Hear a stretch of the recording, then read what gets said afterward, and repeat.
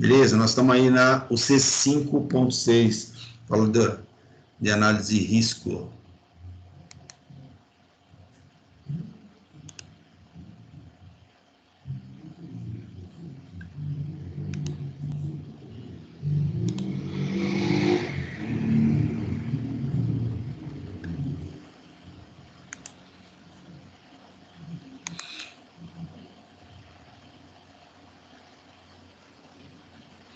Ontem eu parei nesse slide que fala do RASOP, tá bom?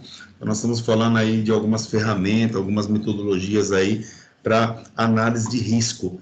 E aí tem o RASOP, né? Muitos de vocês talvez já ouviram. E esse RASOP, né? Que ele é conhecido como estudo de perigos e operabilidade. Então, de perigos e operação. Tá? O RASOP é uma técnica projetada para identificar perigos que possam gerar acidentes nas diferentes áreas da instalação, além de perdas na produção em razão da descontinuidade operacional. Então, os objetivos, né, desse RASOP também o objetivo é a técnica de identificar problemas que possam contribuir para a redução da qualidade operacional da instalação, operabilidade da mesma. Então, cabe lembrar que no RASOP a operabilidade é tão importante quanto a identificação dos perigos, tá? Então, sendo que na maioria desses trabalhos encontram-se mais problemas de operação quando comparado aos perigos, então mais voltado para operações. A necessidade de identificar erros ou omissões de projeto tem sido reconhecida há muito tempo, mas vem sendo realizada tradicionalmente com base em conhecimentos individuais também e de especialistas, né? Então é importante que a cada dia que passa a galera começa a desenvolver novas ferramentas, começa a pensar em novas estratégias para a gente poder identificar o risco, para a gente poder nos livrarmos de todo tipo de risco, tá? Então, um exemplo, o engenheiro de instrumentação, ele verifica os sistemas de controle. E se está satisfeito, aprova o projeto e passa para o próximo especialista.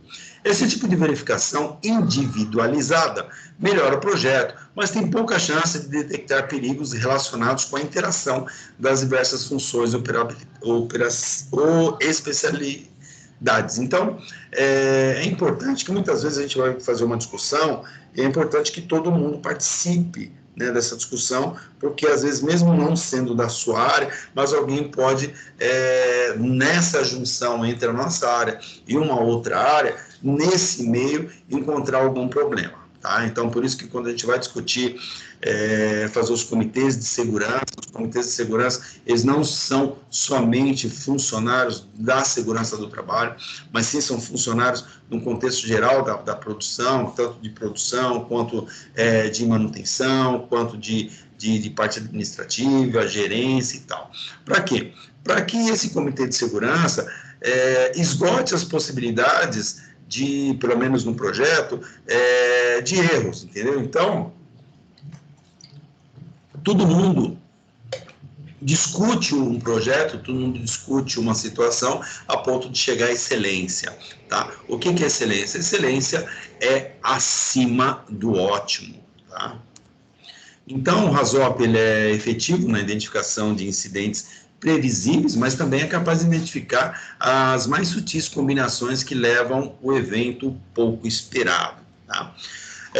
Talvez a gente falando dessas linguagens aqui, talvez para alguns alunos encontre alguma dificuldade de entendimento, tá? Porque às vezes até está fora de um trabalho, de uma empresa, né? de uma indústria que é onde é utilizado bastante dessas ferramentas, então talvez a linguagem fale, pô, mas isso é meio estranho. Mas para quem já trabalha ou já viu, né, dentro de empresa esses comitês ou essas discussões, ele já se sente mais familiarizado. Por isso que é importante vocês não pararem por aqui, quando a gente fala dessas ferramentas, pesquisar mais na internet, eu mandei um material para vocês, pesquisem um pouco mais dessas ferramentas, para poder chegar à excelência de conhecimento, tá bom? Para quando vocês entrarem na área, não que vocês vão usar essa ferramenta, mas pelo menos ter um princípio básico de você poder resolver alguns problemas, talvez não usando todas as ferramentas, mas uma parte de ferramenta, ou pelo menos uma estrutura, né, de uma ferramenta ou outra para você poder resolver problemas, tá bom? Isso é muito importante. De maneira geral, esse RASOP ele consiste na realização de uma revisão da instalação, identificando perigos potenciais e também problemas de operação. Por meio do quê? De uma série de reuniões, né, durante as quais uma equipe multidisciplinar, quando eu falo em equipe multidisciplinar, a gente envolve todo mundo, então envolve todas as partes, né, de uma empresa para discutir, né, metodicamente o projeto da planta. Então, quando a gente fala metodicamente, é sem medo, você tem que meter o pau, você tem que, olha, isso aqui não está legal, isso aqui está, tal. Essas discussões, elas não visam assim, olha, eu vou falar mal do seu projeto, eu vou criticar você, não. Todo mundo está aberto para discussão e se tiver que ter algumas alterações no projeto, ou alterações até mesmo nas discussões, isso é plausível, isso aí é tranquilo, entendeu? Não tem esse problema de, pô, mas eu que fiz o projeto está errado. Pô, pode ser, às vezes você fez o projeto e acabou. Chega alguém que às vezes não tem nem conhecimento e fala, pô, mas desse jeito talvez seja melhor. E você refletindo realmente tem sentido, tá bom? O líder da equipe orienta o grupo através de um conjunto de perguntas estruturadas, usando palavras guias que focam ou focalizam, né, os desvios fora dos parâmetros estabelecidos no processo ou na operação. A equipe procura sempre identificar as causas de cada desvio e, caso sejam constatadas consequências consideradas relevantes, ou seja, as de elevada probabilidade ou magnitude, são avaliados os sistemas de proteção para determinar se esses são suficientes para controlar essas situações. E se a equipe considerar, né, que outras medidas ou dispositivos de segurança são necessários, então são feitas as respectivas recomendações. Essa técnica é, então, repetida até que cada seção do processo ou equipamento de interesse tenham sido resolvidos, né, e revisados, tá? É importante que seja discutido exaustivamente e, se por acaso tiver alguma recomendação, é só incluir. A principal vantagem dessa discussão é que ela estimula a criatividade e gera ideias, tá? Isso é muito bom. Quando a gente abre uma discussão, que a gente coloca um grupo para discutir determinado assunto, é bacana porque, às vezes, você tem uma ideia sobre um assunto, mas outro colega pode ter uma ideia momentânea, às vezes ele até pensou naquela hora e fala, e ele vai ser de grande valia. Por isso que nós temos que sempre ouvir, tá? Eu sempre falo isso para quando você entrar na área de segurança do trabalho, propriamente dita, é importante você ouvir. Chegar com o operador, chegar com quem está com a mão na massa e ouvir ele. Pegar a experiência dele, pegar do conhecimento dele, os pontos positivos, os pontos negativos, e aí se estruturar em conhecimento, tá bom? Essa criatividade, ela resulta da interação da equipe com diferentes formações, né? A melhor ocasião para a realização de um estudo RASOP é a fase em que o projeto se encontra razoavelmente consolidado. Além disso, nesse ponto, ainda é possível alterar o projeto sem grandes despesas, né, do ponto de vista do custo. O RASOP é ótimo quando aplicado em novas plantas, no momento em que o projeto está estável e documentado, ou para plantas existentes, né, ao ser planejado ou remodelado, né, às vezes vai fazer uma mudança na empresa, então esses estudos são gigantescos. A gente tem muita procura ou muito estudo do RASOP, principalmente em indústrias químicas. Então, o RASOP, ele tem aí o exemplo que a gente fala das palavras guias, né, que são os parâmetros de processo e desvio. Então, os parâmetros, as palavras guias e o desvio. Então, a gente começa a pensar no RASOP chamando um parâmetro. Um parâmetro, nós temos o fluxo, pressão, temperatura, nível e reação. Tá? Então, a gente está falando em operação. Lembre que a gente está falando em operações, riscos de operação. Então, sobre o fluxo, ó, uma palavra guia, o fluxo, não teve fluxo, nenhum fluxo. Menos fluxo, teve menos fluxo do que o aceitável, teve mais fluxo do que o aceitável. Reverso, teve um fluxo reverso. E também, né, teve uma contaminação, teve um fluxo que teve uma relação com o outro fluxo e teve uma contaminação. Então, essas são as palavras guias do primeiro parâmetro, que é o fluxo. Do segundo, né, ou de um outro parâmetro, que é pressão. Então, no processo Menos pressão, o que pode acontecer se tiver menos pressão? Pressão baixa, o que pode ocasionar? Ou mais pressão, pressão alta, o que pode acontecer? Pressão com relação à tubulação, a fluidos, né, que circulam dentro das tubulações. Temperatura, tem menos temperatura do que exigido, então temperaturas baixas, o que pode acontecer? E temperaturas mais altas, o que pode acontecer? Tá? Que esses seriam os desvios. O nível, né, nível de qualquer coisa, nível de óleo, nível de combustível, nível de qualquer coisa que for, menos, né, se o nível for abaixo e se o nível for alto. E as reações, né, esse produto, essa relação com outros produtos e tal, qual a reação que tem? Nenhuma, então não tem reação com nada. Menos, né, tem uma reação incompleta, teve uma reação descontrolada, teve um reverso, teve uma reação reversa e também uma reação secundária. Tá? Então é interessante que quando você fala em RASOP, essas palavras guias que elas te direcionam para o que você está fazendo. Então nós vamos fazer aqui, estamos fazendo depois a gente vai ver na frente, mas vamos dizer que nós estamos fazendo um estudo de uma tubulação ou, né, de um trabalho qualquer, e aí você fala assim, pô, mas o fluxo, e se o fluxo não tiver fluxo, quais os problemas que poderão ocorrer? Se tiver menos do que o essencial, né? Ou se for uma questão de pressão, se tiver menos pressão, o que pode acontecer lá na frente? Ou se tiver muita pressão, pode acontecer o quê? Né? A temperatura, se for muito alta ou muito baixa, nível, né? Se o nível estiver acima e tal. Então, tenho aqui esses parâmetros, tenho as palavras guias e tenho o final, que seria o desvio. Então, nós temos aqui desvio, nenhum fluxo, né? Então, não tem nenhum fluxo. Erro de alinhamento, válvula de retenção instalada incorretamente, vazamento, falha do sistema de controle diferencial de pressão.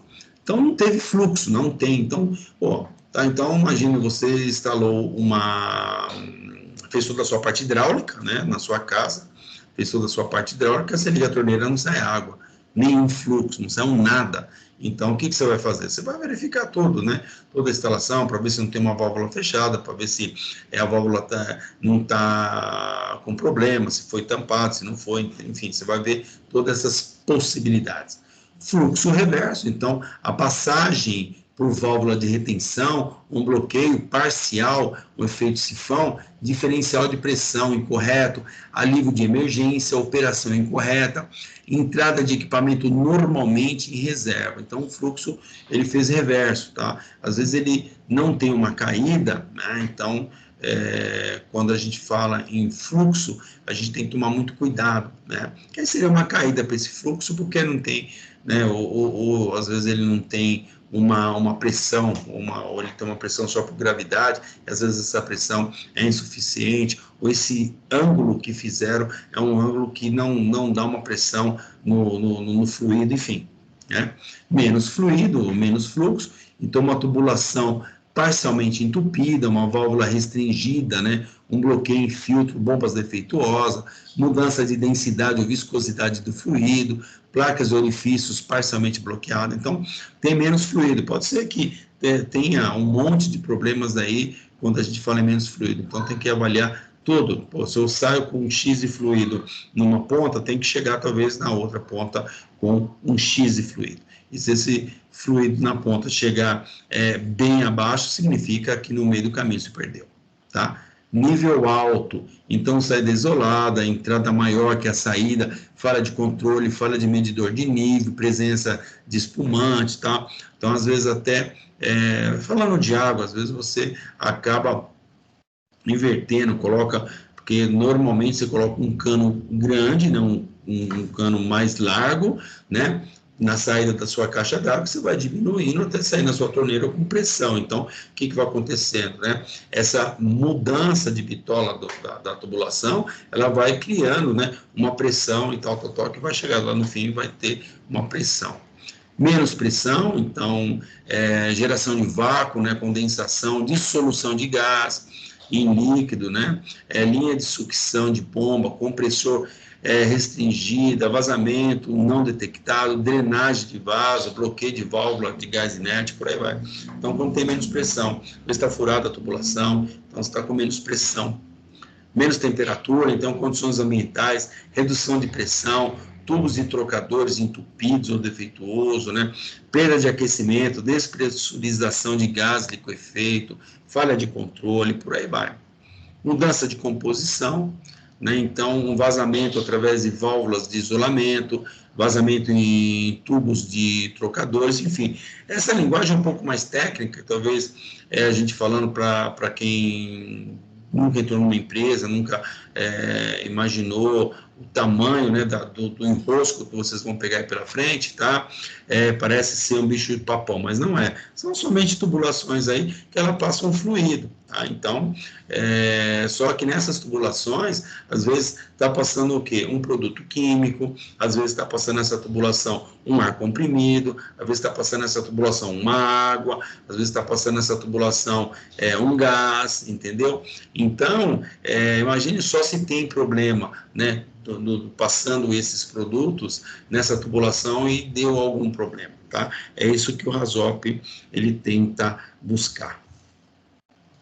Então, embora o objetivo geral consista na identificação dos perigos e problemas de operação, a equipe deve se concentrar em outros itens importantes também para o desenvolvimento desse estudo, como verificar a segurança do projeto, verificar os procedimentos de operação, né, também de segurança, melhorar a segurança da instalação existente, certificar-se de que a instrumentação de segurança está reagindo da melhor forma, verificar a segurança dos empregados, considerar a perda da planta ou dos equipamentos, considerar a perda de produção, segurança pública e impactos ambientais, tá? Então, tudo isso também tem que levar em consideração. Tá? Então, na discussão, então o pessoal vai, olha, então vamos supor, olha, tá passando uma tubulação aqui, pô, mas a tubulação vai perder pressão lá na frente, então eu preciso chegar com esse equipamento, com esse produto lá na minha produção a tanto, né, uma quantidade X, mas lá não vai dar porque, preciso colocar uma bomba, então vamos colocar uma bomba. Mas se essa bomba me der problema, então vou ter que fazer outra bomba reserva, ou como uma bomba A, uma bomba B, acho que nós já falamos isso. E aí, se essa bomba der problema e tal, não sei o quê, e se a tubulação, ela tiver um problema, se ela entupir, como que eu vou substituir essa tubulação? É até importante esse comentário, porque às vezes, acho que vocês já viram, principalmente quando vai fazer manutenção em tubulação de gás, tubulação de produto químico, né? Então, o que eles fazem? A cada trecho, eles colocam, né, uma válvula, tá? E eles colocam um espaço que é justamente o que a gente fala de raquetear. Então, a gente coloca como se fosse uma raquete, naquele, então fecha o registro, coloca uma raquete, tá? Então, como se fosse uma tampa, parafusa essa tampa na boca de um cano, vai lá do outro lado, também parafusa, tira essa tubulação, vai lá, faz as inspeções que tiver que fazer, manutenção ou trocar essa peça, depois volta, encaixa e aí tira a raquete, tá? E aí volta a tubulação. Por quê? Imagine você está numa tubulação, né, como de água, vamos colocar um exemplo de água, quebrou, estourou sua torneira do banheiro. Então, você tem um registro para fechar o quê? O banheiro. Você não pode fechar tudo, né? Imagina que você vai fechar tudo de uma forma com que, caramba, a cozinha vai ficar sem água, o lá fora vai ficar sem água. Então, coloca registros, o quê? Setorizados. De uma forma que se tiver um problema aqui, é muito mais fácil resolver. Então, imagine uma tubulação em que você vai, sei lá, quilômetros e quilômetros, e tem um registro só. Pô, estourou aqui, caramba, vai vazar tudo? Não, então a gente vai fazendo por partes, tá bom?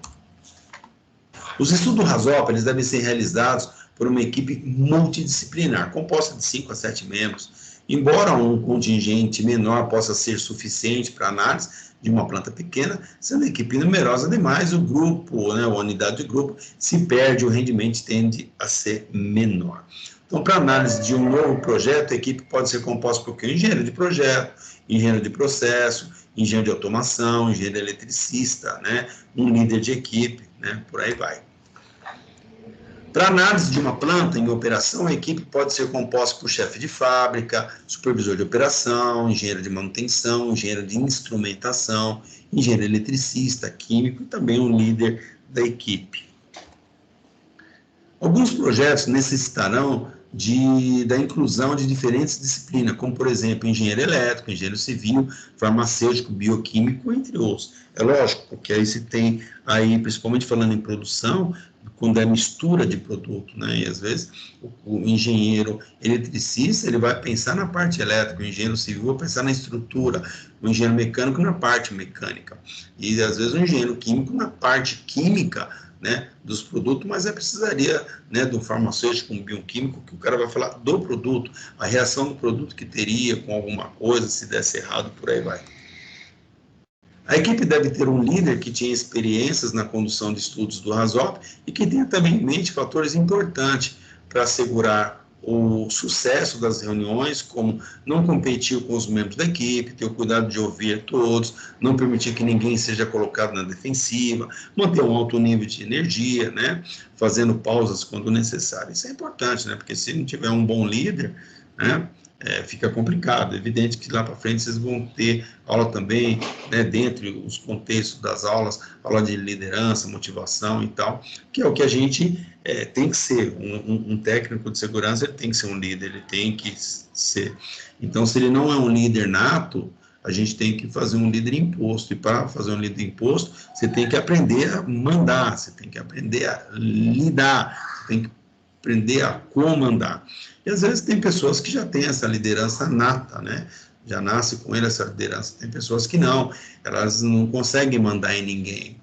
E aí você tem que preparar, né? Capacitar essa pessoa para ela ser um líder, né? Para ela ser um chefe, ela ser um comandante ali desse batalhão. E às vezes é difícil, porque a gente tem visto aí em alguns casos o cara que é o chefe e quem comanda o setor é uma outra pessoa, uma pessoa até inferior hierarquicamente do que o chefe, né?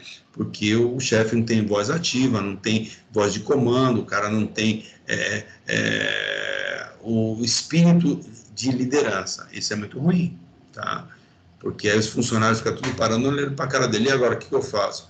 Eu não sei, o que vocês acham? Entendeu? Ficou complicado. Para que o estudo possa ser realizado, é importante que esteja disponível toda a documentação necessária, né? Como os diagramas de tubulação e instrumentação, fluxograma de processos, plantas e disposições físicas da instalação, desenhos isométricos. Desenho isométrico é desenho em perspectiva, memorial descritivo do projeto, né? Folha com todos os dados do equipamento, diagrama lógico de intertravamento, juntamente com descrição ampla. É evidente que as aulas que vocês tiveram, né, ou vão ter de desenho, elas são só uma base, né? Não vai achar que a gente vai dar aula para vocês de desenho, né, tanto desenho civil, né, de construção civil, ou desenho mecânico, que é bem uma pincelada, ou vocês já vão estar afiados para isso. Não, né, a gente precisa estudar um pouco mais, precisa ver muito mais planta, projetos e tal, para poder entrar nesse mundo. Os benefícios do RASOP, né, que é uma revisão sistemática e completa, pode produzir uma revisão completa de projetos de uma instalação e sua operação. A avaliação das consequências dos erros operacionais, embora o RASOP não substitua uma análise completa do erro humano, tá? Isso é importante, porque veja só, quando a gente faz essa discussão do RASOP, o RASOP lembra a operação máquina e tal.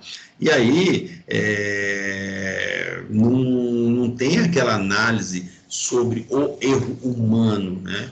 Então, porque o humano é complicado, por isso que a gente coloca máquinas, né, nesse local, coloca equipamentos de precisão para meio que fazer o papel do ser humano. Bom, então ele pode auxiliar na identificação de cenários nos quais os operadores podem errar, originando sérias consequências, justificando medidas adicionais de prevenção. Por isso que a gente sempre, ou na medida do possível, evidente, a gente tira, né, o comando humano para deixar um comando elétrico, eletrônico, entendeu? Um comando mecanizado, tá? para não ter aquele problema do ser humano, ora acerta, ora está com a cabeça no mundo da lua, ora dorme e tal, e aí acaba trazendo problemas irreparáveis. Os benefícios do RASOP, né, um prognóstico do evento.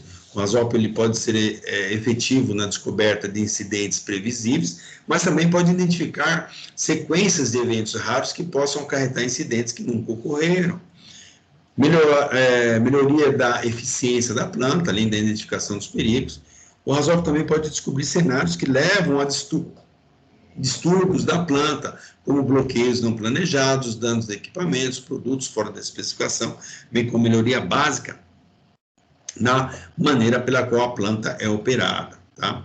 Melhor compreensão de engenheiros, operadores com relação às operações da planta, uma série de informações detalhadas do projeto e das operações, que sugerem o quê?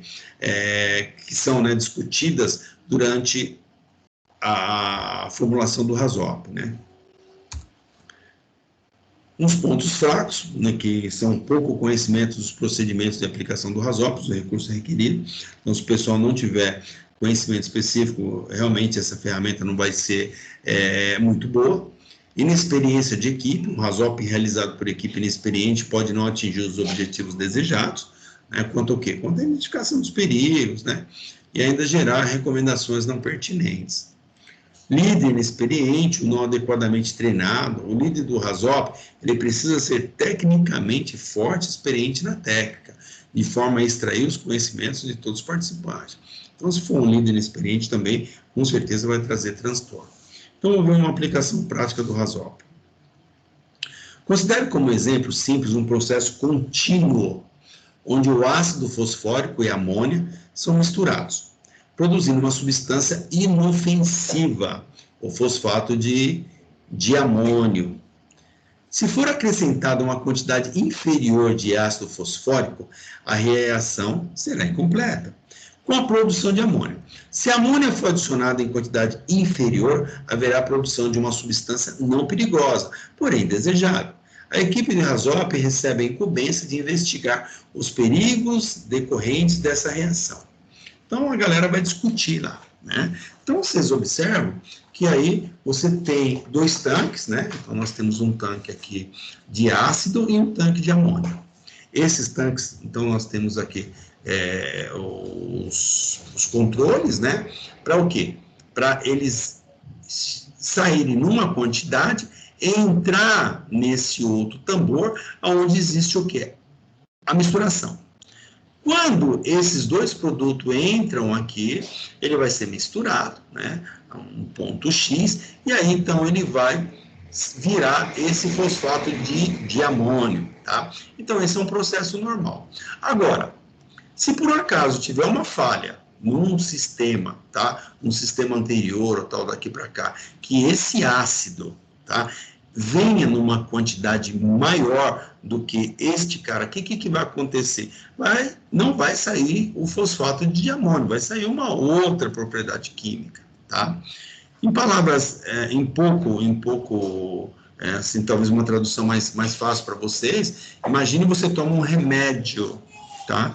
Então, você toma um remédio, e o seu remédio que você toma, ele diz que assim, tanto de um produto, tanto do outro, tanto para o outro. Esses produtos em quantidades já pré-estabelecidas, eles saem também por um mecanismo, né, ou de algum lugar, tá? Uma tubulação qualquer, e ele cai num misturador, tá? Esse misturador, ele vai misturar o quê? Essas composições que vão sair o seu remédio. Então, se nessa composição aqui faltar ou acabar ou danificar pelas válvulas aqui uma composição do seu remédio não chegar, o que vai acontecer? O seu remédio não vai ser eficiente, você concorda? Então, não vai ser eficiente. Então, teve esses problemas aqui, seu remédio que ele foi gerado aqui, misturado para vir para cá, para ser empacotado aqui, ele não vai sair. Não vai sair certo. Então, isso é um problema sério, que aí as fábricas, elas têm que fazer o quê? Um estudo, tá? Tem que fazer um estudo, que é esse RASOP. Então, eles vão estudar exaustivamente para esgotar todas as possibilidades de erros aqui. Então, de uma forma simples aqui, o que o cara vai ver? Pô, eu tenho que colocar o ácido aqui. Mas esse ácido, quem despeja? Ele vem da onde? Eu tenho que ter um sensor aqui, alguma coisa mecânica, alguma coisa, sei lá, que identifique que quando ele estiver num ponto aqui, ele complete o tanque. Mas para isso, esse complete o tanque, ele tem que estar funcionando muito bem. Porque senão pode ser que esse tanque seque, porque alguém não abasteceu o tanque lá em cima, que não abasteceu tal, seque, não vai misturar aqui. Então, eles acabam colocando sensores nesse aqui. Então, abaixou aqui até aqui, ele para a rede. Então, o que tem aqui, ele automaticamente trava as duas redes aqui. E aqui só vai que esse produto, mistura aqui, tá, já era. Agora, eu não posso deixar entrar mais desse produto A e menos produto B. Tá bom? Então, isso, só para vocês terem uma ideia como que é um estudo totalmente complexo, né? Nós temos aqui, né? Então, tem aí o processo, né? Que é o processo de vazão. Então, a palavra guia, nós temos aqui a primeira, nenhum. Então, desvio, nenhuma vazão. Excesso de amônia no reator, liberação para a área de trabalho. Ou seja, não teve vazão, né? A consequência é o excesso de amônia, tá? A falha fechada, estoque de ácido fosfórico pode ser que tenha esgotado, ou entupimento ou ruptura da tubulação. Essas são as possíveis causas. E a ação sugerida, fechamento automático da válvula B na falta de vazão proveniente do depósito de ácido fosfórico. Então, imagine só, ele já colocou aqui uma sugestão. Tá? Olha, então a gente tem que pensar aqui no fechamento automático, porque se está caindo um produto, o outro parou, pô, parou os dois. Parou os dois. Entendeu? Dá um alarme e alguém já vai lá verificar, tá bom?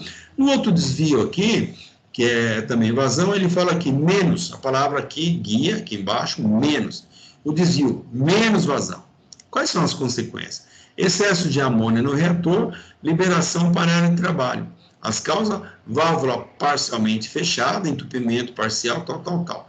Fechamento automático. Não, isso aqui é copiado de cima. Né?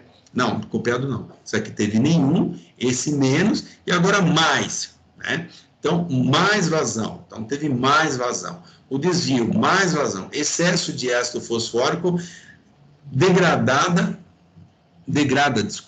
o produto, nenhum perigo para a área de trabalho, mas ele vai degradar, vai estragar aquele produto, tá? Então, imagine um produto caro, né? Então ele vai acabar estragando. Em partes, a palavra guia agora é em partes, o ácido fosfórico menos concentrado, excesso de amônia no reator, liberação para a área de trabalho, fornecedor entrega produto diferente ou menor concentração, né? Erro do enchimento do tanque de ácido fosfórico, verificar a concentração de ácido fosfórico no tanque após o enchimento desse. Então, ele está dizendo que pode ser também que possa ter um problema, que a mistura não vai se dar certa, porque o produto que eles compraram pode ser que ele veio numa qualidade, numa concentração inferior. Por isso que muitas empresas ela têm o controle de qualidade. Então, o camarada entrega o produto, antes de descer ou desce o produto, eles pegam uma amostra, levam no laboratório, todas essas empresas têm laboratório, para ver o que? Se esse produto está na concentração exigida, que se está na concentração comprada. E a partir daí, então, entra na produção. Caso contrário, eles não colocam na produção. Então, nós temos aqui a ficha do RASOP, né? Análise de perigo de operação, unidade, tal. É um exemplo de planilha. Então, nós temos aqui a palavra guia, o desvio, as causas, a detecção, consequências e a providência. Tá? Então, vamos aqui no estudo de caso, que é um descarregamento de ácido sulfúrico. Então, nós temos aqui um caminhão tanque posicionado para o descarregamento, né? Então, ele chegou aqui na indústria química, ele está se posicionando para o descarregamento. A foto 3 e 4 é uma sondagem inicial do nível do tanque, fechamento da tampa de inspeção. Então, vai lá fazer uma inspeção para ver se tem aquela quantidade, aquela coisa toda. Depois ele vem aqui a preparação do mangote, onde vai conectar dentro do tanque até o reservatório. O carbonato de cálcio que eles utilizam também para, se por um acaso ter um vazamento, fazer a reação. A retirada do bujão, né, aqui de baixo. Ele pega aqui, retira esse trapo, que é o que? A tampa, né, de proteção aqui, que tem uma tampa aqui na entrada, que é justamente para entrar bicho, não entrar problema, né? Então, o que acontece? Depois que utilizou, eles colocam esse tampão. Aí, na hora de carregar, né, eles tiram o tampão. Para quê? Para não entrar sujeira, para não entrar nenhuma contaminação nessa parte aqui, porque se entrar uma contaminação, a contaminação também vai para produção. Coleta de amostra, então ele vai lá e tira uma coleta de amostra, tem um local no tanque que é exclusivo para retirada de amostra, faz a conexão dos mangotes, tal, né? Então a amostra que vai para o laboratório, e aí então, né, tem uma linha de água de emergências, por acaso precisar, uma coisa um pouco mais simples, né? Além, dependendo do tipo de produto, aí utiliza extintor de incêndios, utiliza até uma linha de água mais no hidrante. Tampa de visita aberta, então tem que abrir a tampa de visita, até mesmo para entrar ar aqui, ou senão, o que vai acontecer? Se fechar a boca de visita, ele vai sugar o tanque é assim como se está tomando um refrigerante. Você pega o refrigerante, você começa a beber sem soltar o ar, o que acontece? Ele começa a murchar, é a mesma coisa disso aí, entendeu? O enchimento da linha, né? Abertura da válvula, verificando a transferência. A transferência está correndo tudo bem e tal, beleza? Então, uma transferência de produto corrosivo de um caminhão-tanque. Então, está aqui já um diagrama esquemático, né, de interface e conexões do sistema de transferência do ácido sulfúrico do caminhão para o tanque. Então, está aqui o caminhão, que nós vimos agora, a conexão até chegar aqui no tanque de ácido sulfúrico, tá? E esse aí que vai para a produção. Então, ele observa aqui, tá, que tem aqui o tanque, aí o tanque conecta aqui até aquela bomba, aquela que nós vimos, né, até a primeira entrada. Observe que tem a entrada de ar comprimido, que é para o quê? Para criar uma pressão, para poder entrar esse produto mais rápido, mais fácil. Tem uma bomba aqui, é uma bomba exclusiva de ácido, né? Tem aqui uma válvula de fechamento, e aí, então, ele coloca aqui esses nós, né, nós 1, nós 2, onde possivelmente teria algum problema, tá? Então, um tubo de inspeção poderia ter um problema, o nó 2 aqui na tubulação, rompimento de tubulação, o nó 3 a própria mangueira que poderia ter um rompimento, e aqui a boca de visita que poderia fechar, tá bom? Então, ele fez aqui o desenho esquemático, né, da operação, e vai discutir aqui todas essas questões, tal. Mas e se essa bomba der pau? Mas aqui tem um ar comprimido, então a gente, né, liga a bomba aqui e mete mais ar. Então, essa bomba aqui, deixa ela livre só, e com ar comprimido, com pressão do ar comprimido, manda para dentro. Enfim, eles vão estudar toda essa questão. E aí ele coloca aqui, qual que é o desvio? Mais vazão. Então, qual as causas? Fala no arqueamento do tanque, né? Caminhão com quantidade de produto maior do que o tanque comporta, né? O tubo de inspeção não é vedado, o dreno do tanque está entupido, o dreno do tanque está mais alto do que o topo do tubo de inspeção, então vai ter o quê? Mais vazão, tá? Do que comporta. A detecção é uma detecção visual, as consequências, transbordamento do tanque de ácido com perda de produto, pode ter danos à estrutura do tanque, pode ter danos aos equipamentos atingidos, geração de resíduo químico, pode ter gasto na manutenção do tanque e equipamentos gastos, descontaminação do local, proteção do ácido sob o comando de bombas. Quais as providências que nós vamos tomar? Instalação de um medidor de nível para o tanque, instalação de uma chave especial, envio de nota fiscal do almoxarifado para o operador, né, da estação de tratamento, para checar se a quantidade de ácido do caminhão é a quantidade requisitada, elevar o tubo de inspeção, vedar o tubo de inspeção, né? Então, tem aqui as providências que eles viram que dá para tomar, tá? Então, mas e se a palavra guia aqui é menos, se tiver menos vazão? Então, boca de visita do caminhão fechada, então tem menos vazão, porque a boca do caminhão está fechada. Válvula 4 e 3 parcialmente fechada, o rotor de bomba está danificado, as válvulas em 2 abertas e linha do ar despressurizada, o mangote está com vazamento, ou ruptura na linha. Tudo isso aí é a questão visual ou também o ruído, fez um ruído estranho, com certeza a galera já consegue detectar aqui que houve. Aumento do tempo de descarregamento, entrada de ácido na linha de ar, vazamento do ácido, geração de resíduos químicos, aumento de temperatura nos mananciais da bomba e possíveis incêndio. As providências: inspecionar a boca do caminhão, o estado da linha e das válvulas antes de iniciar o processo, testar a estanqueidade do sistema antes de iniciar o processo. Essa estanqueidade, gente, que vocês vão ouvir bastante aí, tá? Nada menos é do que você verificar se não tem vazamento. Então, quando fala assim, fazer o teste de estanqueidade, é aquele teste que você faz no seu botijão de gás, quando você pega e troca o seu botijão de gás, aí você coloca o registro, aí o que você faz? Você pega uma esponja, né, com sabonete, com detergente neutro e coloca lá. E aí vai ver, se não sair nenhuma bolha, significa que não tem vazamento. Esse é um teste de estanqueidade, tá? Para ver se não tem nenhum vazamento. Na tubulação é semelhante, tá bom? Então faz um teste de estanqueidade para ver se naqueles pontos não estão tendo vazamento. Submeter a mangueira a testes hidrostáticos periódicos, a própria norma já fala que mangueira, até de incêndio, de hidrante, tem que fazer teste uma vez por ano, tá? Fazer teste de hidrostático.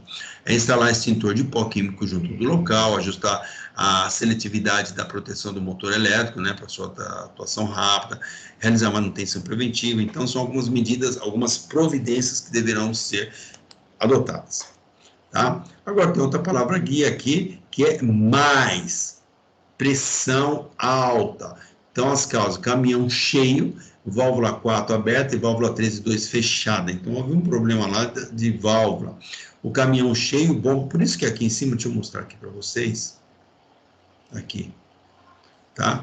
Por isso que ele fala das válvulas aqui, ó, válvula 1, válvula 2, tá? Então tem as válvulas aí que pode trazer transtorno. Então a válvula 4, então nós temos aqui válvula 1, tá? Válvula 2 embaixo, próximo do motor, válvula 3 e na boca do caminhão válvula 4.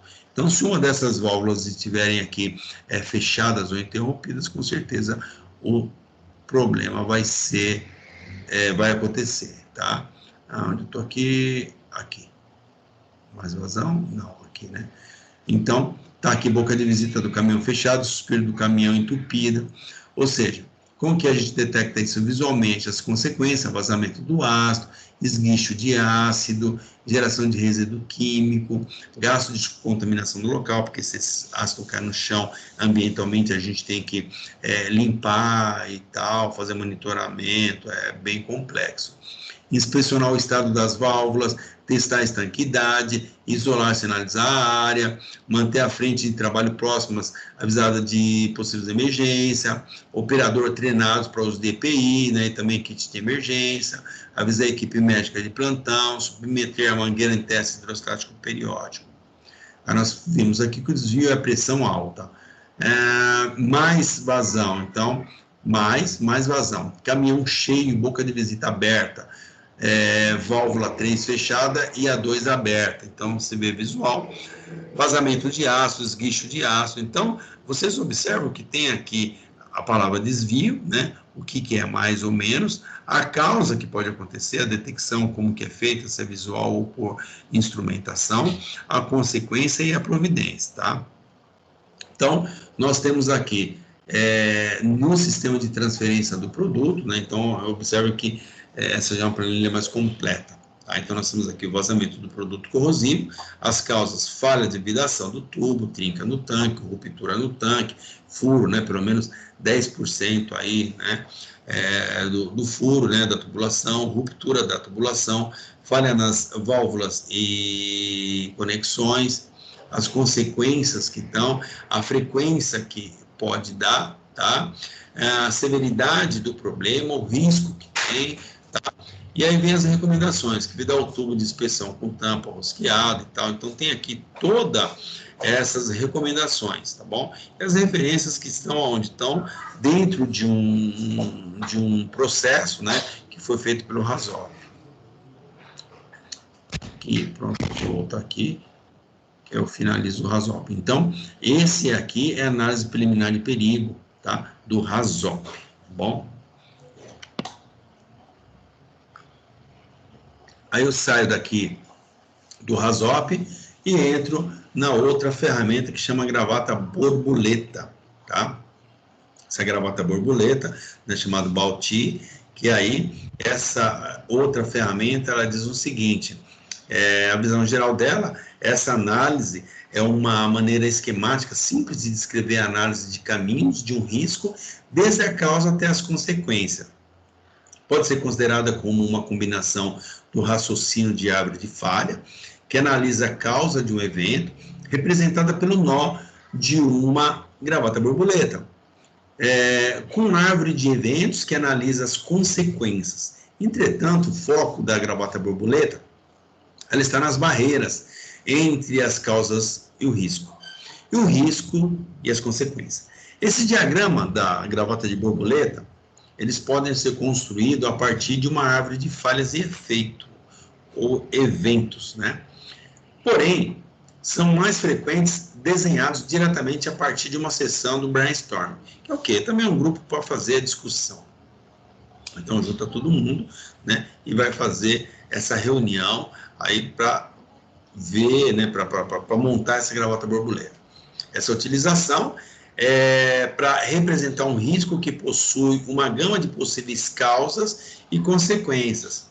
É utilizada quando a situação não justifica a complexidade de uma análise de árvore de falhas completa, ou quando o foco estiver mais em assegurar que existe uma barreira de controle para cada caminho de falha.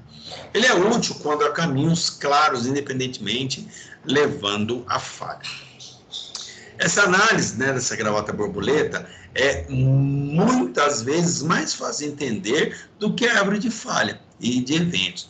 E, portanto, pode ser uma ferramenta de comunicação útil quando a análise é conseguida utilizando técnicas mais complexas, né?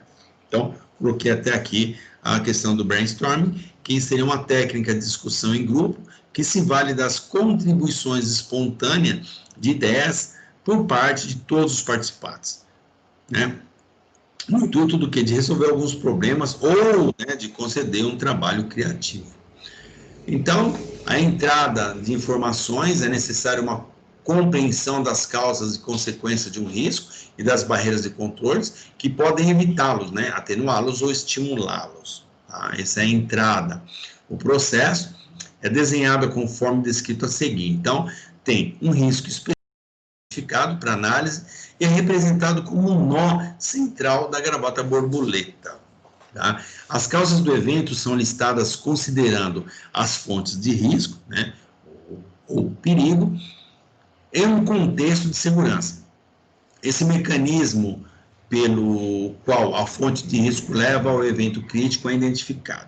Então, o problema aqui é colocado aonde? No nó da gravata. Tá? Vocês viram que lá na espinha de peixe você coloca a causa, né? Em outras, né, tanto na árvore também, você coloca a causa. Já nessa gravata borboleta, no Balti, ela já é diferente, ele já coloca o problema no nó, tá bom? Então, nós temos aqui, linhas são traçadas entre cada causa e o evento formado do lado esquerdo da gravata. Os fatores que podem levar a uma intensificação podem ser identificados e incluídos no diagrama. As barreiras que evitariam, né, a cada causa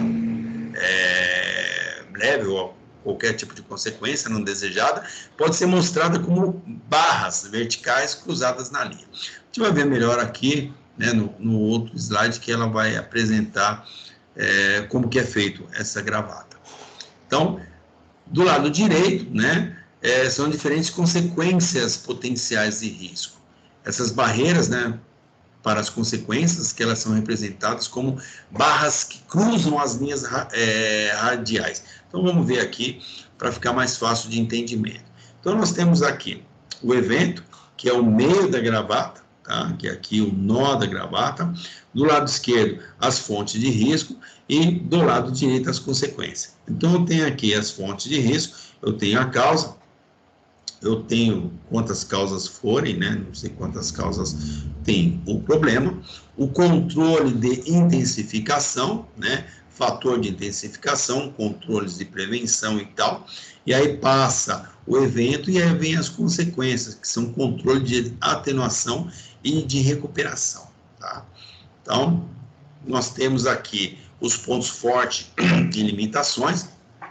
Os pontos fortes aí desta análise é simplesmente de entender, fornecer uma representação gráfica clara, né, fica muito mais fácil de entendimento, foca a atenção nos controles supostamente existentes, pode ser utilizada para consequências desejáveis, não necessita de um alto nível de especialização para utilizar. Então, ensina uma árvore de causa, né, e efeito, uma própria espinha de peixe. As limitações incluem, não pode ser representada onde múltiplas causas ocorrem simultaneamente e pode simplificar demasiadamente situações complexas. Então, tem aqui um exemplo melhor. Eu tenho aqui, tá? Que está até também na ISO 31010. Aí eu tenho aqui o topo, né? Que seria o evento. Eu tenho aqui os perigos e as ameaças, os controles preventivos, os controles reativos e as consequências, tá? Então, eu tenho aqui, nesse primeiro ponto, tem a eliminação, né? Substituir, tornar inerente, seguro e etc. Eu tenho a prevenção, que são padrões de projetos, procedimentos, inspeções, controles e processos.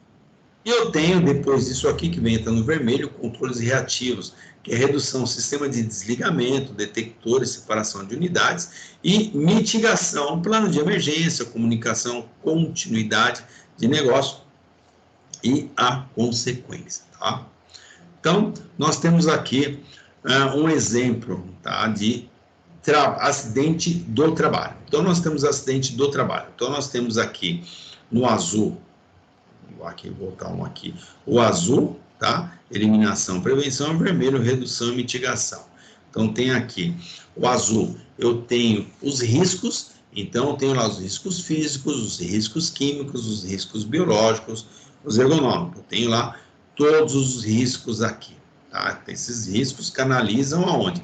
Para um acidente. Eu tenho a prevenção. O que eu tenho na prevenção? Eu tenho CIPA, eu tenho as normas, tenho EPI, tenho equipamento de proteção coletivo, sinalizações, ginástica laboral, análise e causa, que vem aqui, que é o verdinho. Eu tenho aqui, né, os tipos que poderiam ocorrer de acidente, que é tipo ou de trajeto, ou de acidente de trajeto, e as causas, que eu tenho aqui, o homem, a máquina ou o ambiente. No caso do homem, né, então, a capacitação, se faltou treinamento, antropometria, vícios, álcool, droga, isso é alguma coisa, falha de usar EPI, assédio moral, sexual e tal. A parte das máquinas, que seria uma máquina sem proteção, inadequada e por aí vai, e o ambiente, né, arranjo físico, iluminação e tal. Então, essa gravata, tá, se assemelha com a árvore de causa, né, então o seu causa e efeito, tá, que está aqui. Então, só que aqui a gente coloca o problema no meio, né, que é a causa aqui no topo, no caso, no nó da gravata, e do lado esquerdo, do lado de cima, eu coloco todos os meus problemas, que são os meus riscos, as minhas prevenções, os tipos e as causas, tá? Volto aqui. Então, essa é a gravata borboleta, tá bom?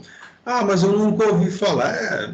Ela é usada muito pouca, tá? Então, quem detém essa técnica aqui de fazer ela, fica muito mais fácil, assim como também quem tem a técnica de fazer árvore de causa e efeito, né? O RASOP, por aí vai.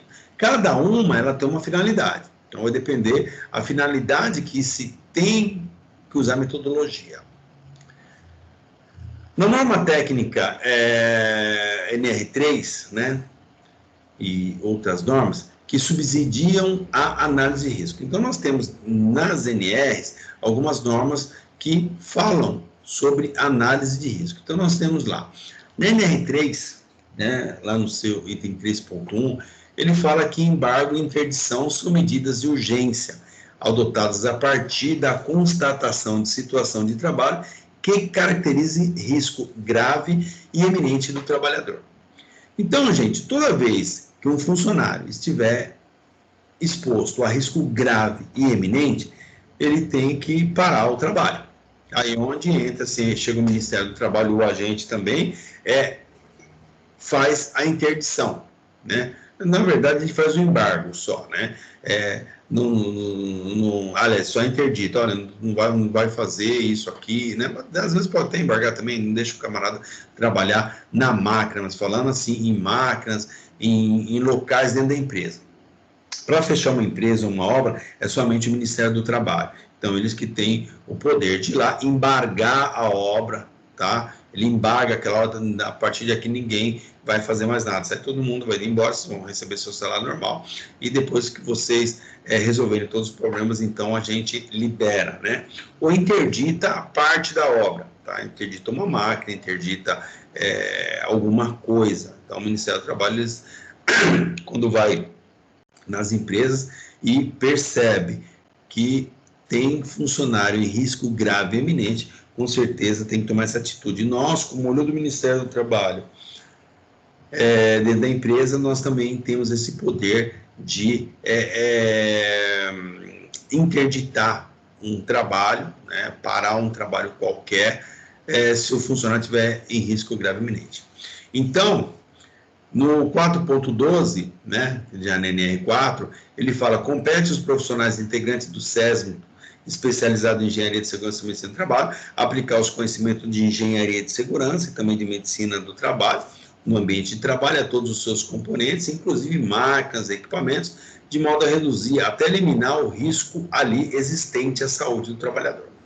Determinar, quando esgotado todos os meios conhecidos para a eliminação do risco, e esse persistir, mesmo reduzindo a utilização pelo trabalhador de equipamento de proteção individual, de acordo com o que determina a NR6, desde que a concentração, a intensidade ou característica do agente assim o exija, tá? Então, observe que na NR3, risco grave e eminente, considera-se grave e eminente toda condição ou situação de trabalho que possa causar acidente ou doença relacionada ao trabalho com lesão grave à integridade física do trabalhador. Então, independente das ferramentas que a gente utiliza, as metodologias que foram utilizadas e tal, se nós detectarmos qualquer funcionário que esteja em risco grave e eminente, nós devemos parar o trabalho que ele está executando e tomar todas as medidas para que ele não sofra acidentes, tá?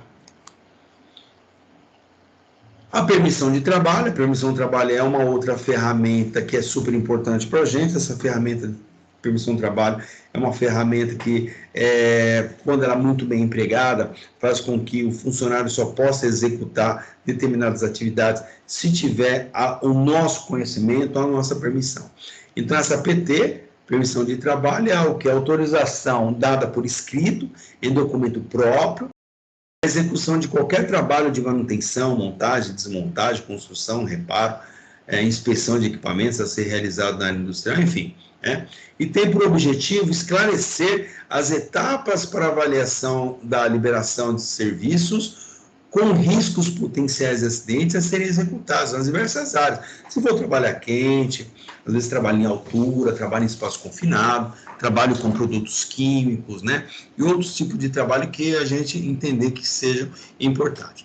E aí a gente cria uma permissão de trabalho, mas essa permissão de trabalho, o camarada só vai poder executar qualquer atividade se tiver a nossa permissão, a permissão da segurança do trabalho. Isso é muito importante.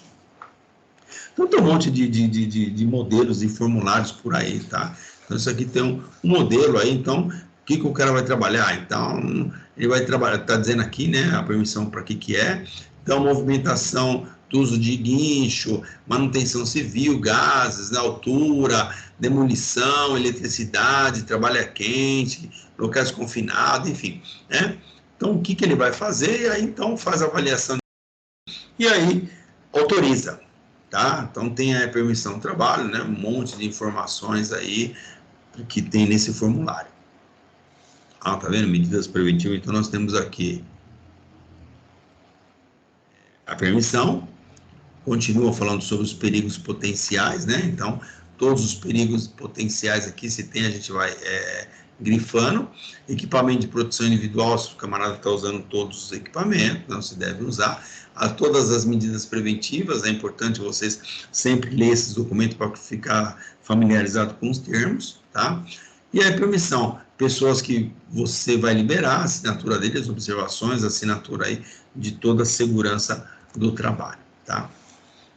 Tem uma norma, a ASNZ 4360, 2004, talvez tenha até outra atualizada, é uma norma australiana. É uma norma australiana, que eles falam assim, australiano-neozelandesa, que fornece uma estrutura genérica para estabelecer os contextos para identificação, análise, avaliação, tratamento, monitoramento e comunicação de risco. Essa é a mais antiga, depois então, aí criaram outra 31, que também fala sobre essa análise de risco, né? Hoje a gente tem, depois passou para 18, nós temos a 45, tá? Então é necessário destacar que essa norma não entende o risco somente como evento danoso à organização. Entre seus objetivos, a orientação para que as organizações possam identificar melhor oportunidades de ameaça e tirar proveito de incertezas e variabilidades. Tá? Então, essa aqui é a norma ASNZ 4360 fala. Então, ela mostra aqui a comunicação e a consulta, estabelecimento do contexto, e aí vem essa estrutura que vocês acho que já viram na 31, vocês vão ver na 18, vocês vão ver na 45, tá? Essa estrutura que fala em identificar o risco, analisar o risco, avaliar o risco e tratar o risco, tá? De uma forma que tem o que? Os procedimentos de avaliação e o monitoramento, tá bom? Então, é o processo de gestão de risco conforme a ASNZ 4360 2004. A BS 8000, a BS 8800, ela é uma norma britânica, né? É um órgão britânico encarregado de elaborar normas técnicas. Então, foi publicada em 96, originalmente era BS 8750, né? Então, era essa que falava em segurança do trabalho. É considerada como a norma mais atual em todo o mundo para a implantação de um sistema eficiente de gerenciamento das questões relacionadas com a prevenção de acidentes e também de doenças ocupacionais. Sua sigla deverá ser ISO 18000, que na verdade virou OSAS 18000, depois nós estávamos pensando que ia virar a ISO 18000, que na verdade virou ISO 45000. Quando aprovada mundialmente pela Organização Internacional para Normalização, nos comitês aí, workshops internacionais e tal, né? Como programado para Genebra, né? Na Suíça. Diversos países, inclusive o Brasil, estão fazendo eventos preparatórios e discutindo aí os assuntos que aí já foram discutidos, já foram feitos, que é a ISO 45000. A OSA 18001 é uma ferramenta que permite uma empresa atingir e sistematicamente controlar e melhorar o nível de desempenho de saúde e de segurança do trabalho por ela mesma estabelecida. Então, o objetivo principal da norma é o quê? Possibilitar as organizações alcançarem o patamar de classe mundial em sistema de gestão de saúde e segurança do trabalho. É lógico, né? Se você tem aí uma certificação, isso é importante que você vai ser auditado, você vai levar a coisa muito mais a sério, você vai seguir um monte de requisitos legais, né, pela norma, vai fazer auditoria interna, auditorias externas, vai esgotar as possibilidades de falha, né, então vai tirar todas as falhas, tá, porque se você perde uma certificação dessa, caramba, perdi a certificação, vou ter que fazer todo o processo de novo, então as empresas não vão jogar dinheiro fora. Isso também melhora a visão, né, a imagem da empresa no mercado. A NBR ISO 31000 ela, embora a prática de gestão de risco tenha sido desenvolvida ao longo do tempo, em muitos setores a fim de atender às necessidades diversas, a adoção de processos consistentes em uma estrutura abrangente pode ajudar e também assegurar que o risco seja gerenciado de forma que eficiente e também coerente, né, ao longo de uma organização. Essa abordagem genérica descrita nessa norma, ela fornece o que? Os princípios e diretrizes para gerenciar qualquer forma de riscos de uma maneira sistemática, transparente e também confiável dentro de qualquer escopo e contexto. Eu já falei várias vezes para vocês que a gente está entrando no momento de gestão, momento de fazer a gestão de riscos, né? Então essas normas, que principalmente a 31.000, ela vem de encontro com isso. E o Brasil pegou essa onda, e eu já falei para vocês que a norma está mudando, a NR1 está mudando para GRO, né? Fazer o gerenciamento de risco ocupacional, e o PPRA passa para PGR, é um programa de gerenciamento operacional, então, de risco, desculpa, PGR Programa de Gerenciamento de Risco. Então, pensa-se em gerenciar isso, fazer a gestão disso. Quando a gente pensa em fazer gestão, é o quê? É muito mais caneta do que você andar com uma pastinha embaixo do braço dentro da empresa. A gente, quando anda com uma pastinha embaixo do braço da empresa, você vai ver o cara não usou EPI, vai ver um fio queimado, tal, essas coisas. Mas peraí, e o macro disso aí? O macro disso é quando você começa a avaliar, né, fazer aquele inventário de riscos, né, que você vai fazer todo levantamento de todos os problemas que tem na sua empresa, todos os riscos, né, vai colocar ele, vai potencializá-los, vai avaliá-los, então vai dar um nome para ele, como que você vai resolvê-los, tá? Então isso é gestão. O relacionamento entre os princípios para gerenciar risco, a estrutura na qual ocorre e o processo de gestão de riscos descrito nessa norma são mostrados na figura 1 que vai vir.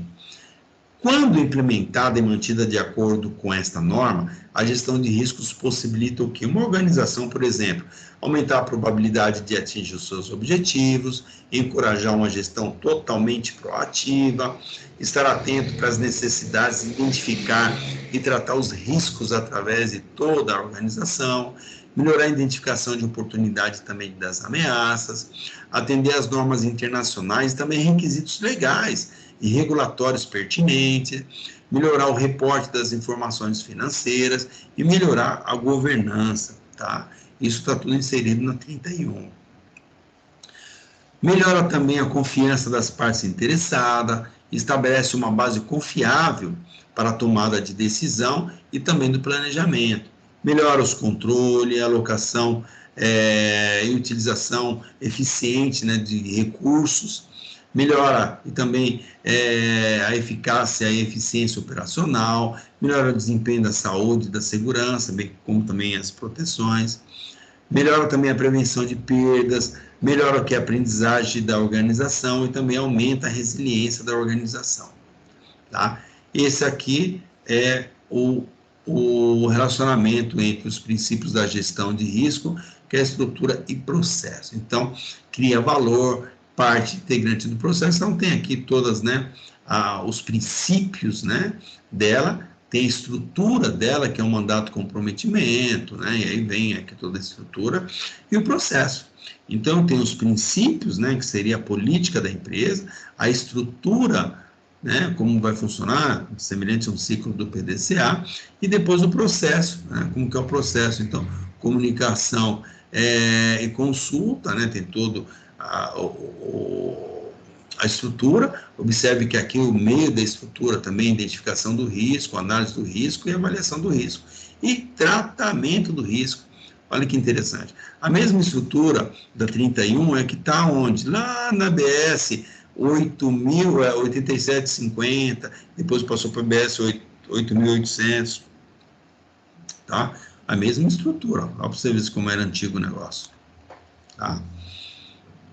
Então, nós temos aqui, ó, eliminação, identificar, analisar, avaliar e tratar.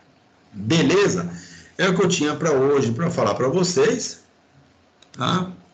Nossa nunca vai se esgotar, né? A gente tem muito assunto para falar, mas o que eu tinha hoje para comentar com vocês sobre essas outras ferramentas é isso. Vou deixar para amanhã vocês lerem a 31.000. É super importante, gente, vocês lerem profundamente a 31.000. Se quiserem ainda pesquisar a 45.000, pesquisarem também a ABS 8.800, eu não sei se eu disponibilizei para vocês, acho que não, tá? Mas é importante, se vocês tiverem acesso pela internet, você consegue. Então, se familiarizar com essas ferramentas, que são ferramentas que falam de análise de risco. Beleza, gente? Alguém tem alguma pergunta sobre a aula de hoje? Professor? Sim. Só uma pergunta. O que você estava explicando uns 2 minutos quando já entrou aqui, antes de começar a aula? O que você estava explicando no começo, antes de você iniciar a gravação? Comentando. Sim, o que você estava comentando antes de iniciar a gravação e a aula? O que você estava explicando? É que eu entrei 2 minutos depois. Ah, não lembro, filhão. Estou tentando imaginar aqui. Sei lá o que eu falei, não sei, acho que eu estava falando só a introdução aqui, acho que alguém me perguntou aqui como que vai acontecer amanhã, e amanhã eu falei que é uma atividade, né? Então, uma atividade que vocês vão ter que ler, isso que eu estou acabando de falar agora, né? Que eu estou replicando, você vai ter que ler essas normas aí para o seu conhecimento, eu não vou fazer chamada oral e nem pedir trabalho, somente a leitura para o seu enriquecimento, tá bom? E vê se você faz, Matheus. Vê se amanhã você lê isso aí, hein, meu filho. Sim. Era isso que eu estava falando. Beleza. Tá Obrigado. bom? Nada. Alguém tem mais alguma pergunta? Algum comentário? Beleza, gente. Não tem nenhuma pergunta, nenhum comentário. Eu encerro a gravação.